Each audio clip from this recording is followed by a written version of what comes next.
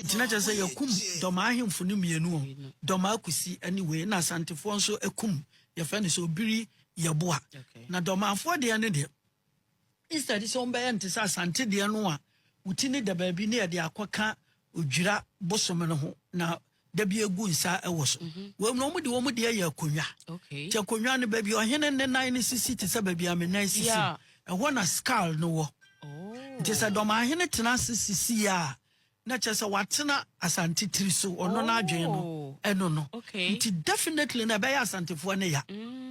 definitely be ya won ya nti all along no omu no kuntokwa bebre sa nka omu ebenya bibia nka tire no nso abesan aba omu anya the second thing I did problem bi mba omu ntamu no say yes di wa hino story ya making a book of time no eno na ye opokuware ena na ete akonwa so opokuware achi kura no anfo ne bi ebai ebabedru osebonsu ne time from 1800 to 1824 time odidi akonwa eno no na ohini bi asa sore ewo doma ananse German na ne ho odini ye pa na dinkra kakari na kwadwo adinkra kakari no ye golden stool ni bi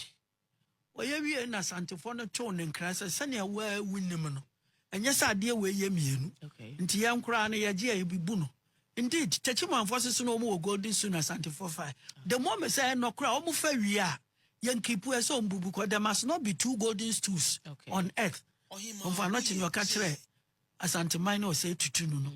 nti o mo to ne nkra se o mo beje golden stool no na say nana kwadwa dinkra o mpe ne ho asem no odi golden stool ne ma asantefo no odi ma o mu wi na ma ne sha se yesere no se na wunnim se wuntumi ma ho ban na okokoye yakeka na na ehu nsam saa ma na na di abufuo tete wonso de na gold abu so sankoye golden stool even far bigger than the two earlier ones. I see. Now this time no why na adwen sa santema ba no ombeko nti omo santehene eya osebonsu ne time ni o send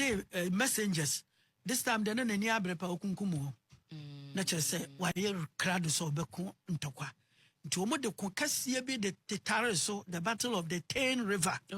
na omo ekon ya asantefo di won so nkonim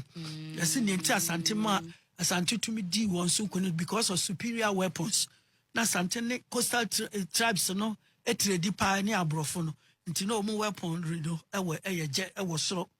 nti omo di won so nkonim omo di won so nkonim na omo kwaji golden stone ne bai